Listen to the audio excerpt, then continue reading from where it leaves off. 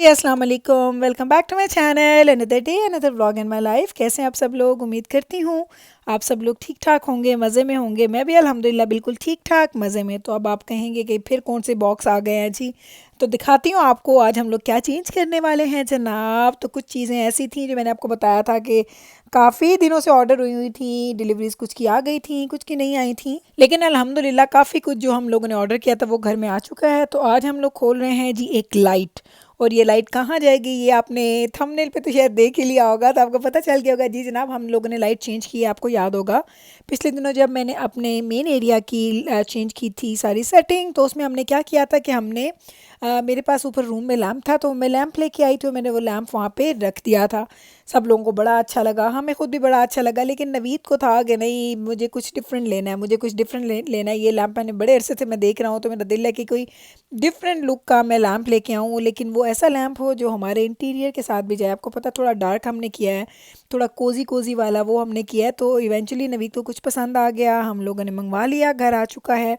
खोलते हैं, असम्बल करते हैं और आपको दिखाते हैं। तो बहुत सारे लोग मुझे कहते हैं कि गुल आपके घर में चेंज बहुत अच्छा लग रहा है, और आप लगता है कि आप इस चेंज को ख़ुद भी बड़ा एंजॉय कर रही है। तो जनाब ये मैं आपको सच बताऊं तो इंसान की ज़िंदगी में ना जो छोटी छोटी चीज़ें होती हैं ना, वो कभी कभी आपके लिए बड़ी छोटी छोटी खुशियाँ भी लेके आ जाती हैं। बिल्कुल मैं एक बात कहती हूँ कि ज़रूरी नहीं है कि अगर आपके वसाइल नहीं हैं तो आप शॉपिंग ना करें, चीज़ों को चेंज ना करें, लेकिन आप छोटी छोटी चीज़ों को डिफरेंट जगहों पे रख के एक नया लुक लेके आ जाते हैं घर में। हमारे बचपन में हमने ये देखा था, हम लोगों में ऐसा नहीं था कि हर वक्त ही घर की चीज़ें चेंज हो रही हैं, लेकिन हमारी अम्मी को ये होता था कि हमारे जितने भी घर के रूम्स थे तो रूम्स की सेटिंग चेंज अम्मी करती रहती थी। कभी क्या करती थी, एक कमरे का बेड फर्नीचर दूसरे कमरे में चला जाता था, कभी उस जगह की चीज़ें दूसरे कमरे में, दूसरे कमरे की पहले कमरे में, ऐसी बहुत सारे चेंजेस मेरी अम्मी किया करती थी।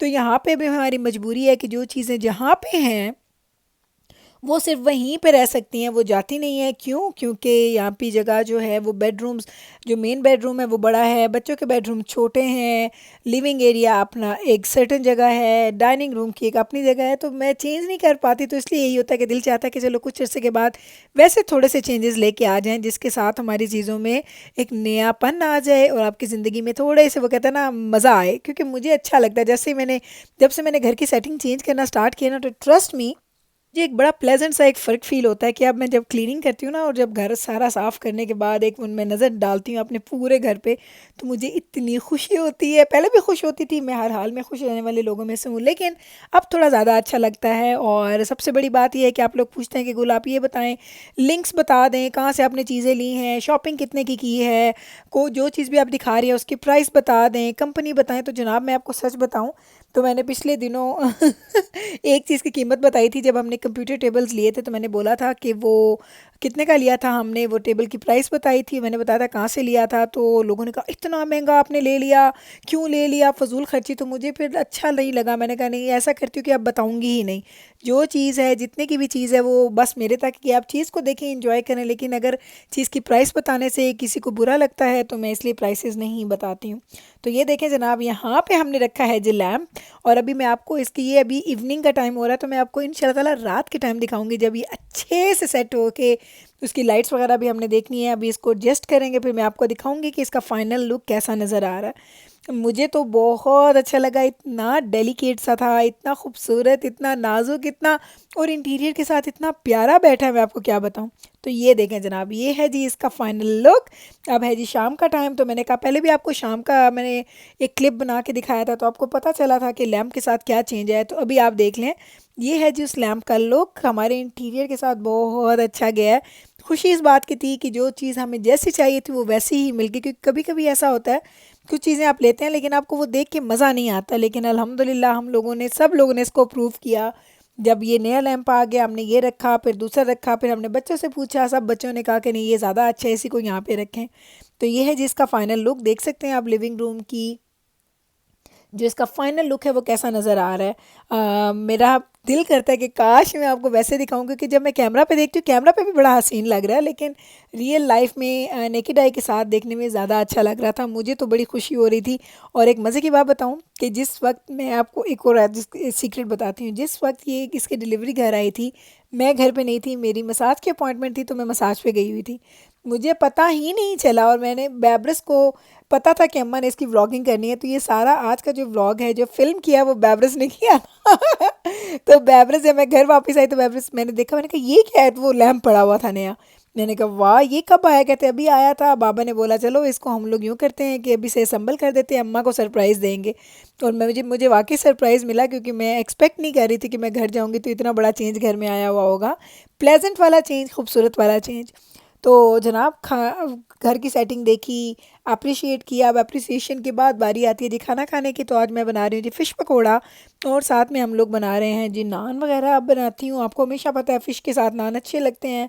आज का डिनर है जी ये। और आप लोगों को रेसिपीज़ का होता है, तो फ़िश पकौड़ा की रेसिपी मैंने ऑलरेडी काफ़ी दफ़ा शेयर कर चुकी हूँ मैं आप लोगों के साथ। अगर आपको चाहिए तो आप मेरे चैनल पे जाके देख सकते हैं। बहुत मज़े की लाहौरी फ़िश बनती है, सारे घर के मसाले, बाहर का कोई मसाला नहीं है। बहुत मज़े की ज़बरदस्त फ़िश बनती है, आप खाएंगे ना तो आपको मज़ा आ जाएगा। हमारे घर में तो ये फ़िश तकरीबन सालों सालों से बन रही है, और सेम मसाले, सेम तरह से, और सेम तरह के कट्स लगा के मैं फ़िश को बनाती हूँ। कोई चेंज भी नहीं लेके आती। वही जो मैं आपको हमेशा बात कहती हूँ कि मैं बड़ी मुस्तकिल मिजाज हूँ।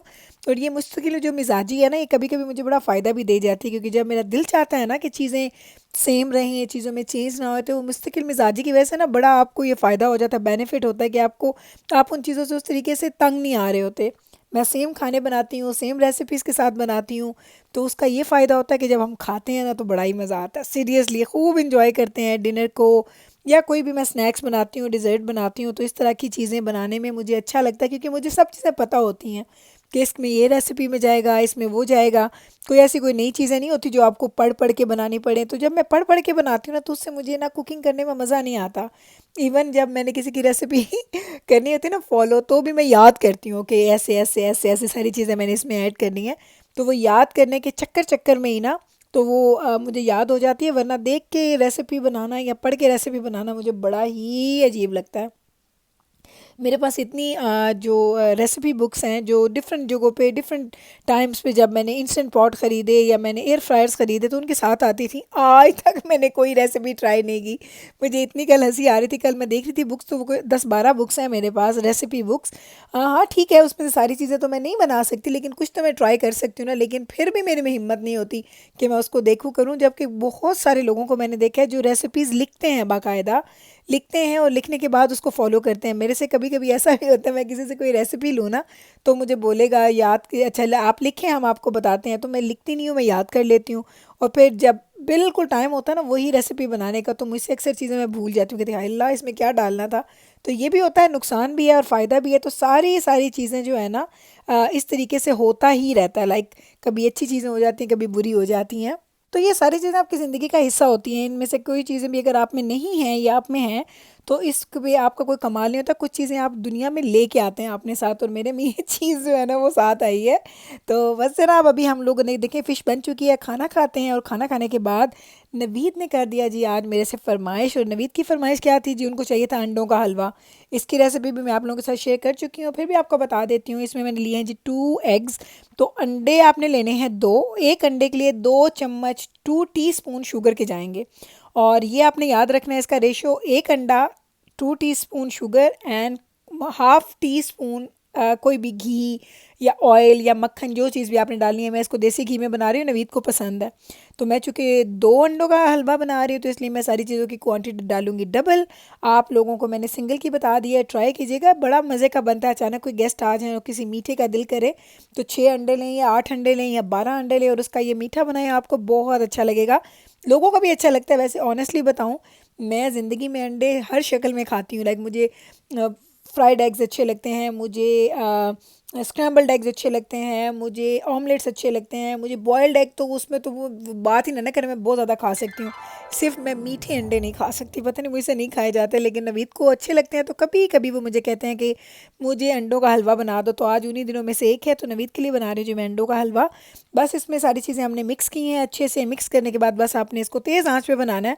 3 से 4 मिनट लगेंगे और आपका हलवा तैयार हो जाएगा। मज़ेदार झटपट बनने वाला हलवा ट्राई कीजिएगा। और वो कहते हैं ना कि शौक़ का कोई मुल नहीं होता। तो नवीद वैसे मीठा खाते नहीं है, लेकिन कभी उनका ऐसा दिल करता है कि 2-3 हफ्ते के बाद, महीने के बाद, बल्कि इस दफ़ा तो काफ़ी अरसे के बाद नवीद ने मुझे बोला कि मुझे अंडे का हलवा बना के दो।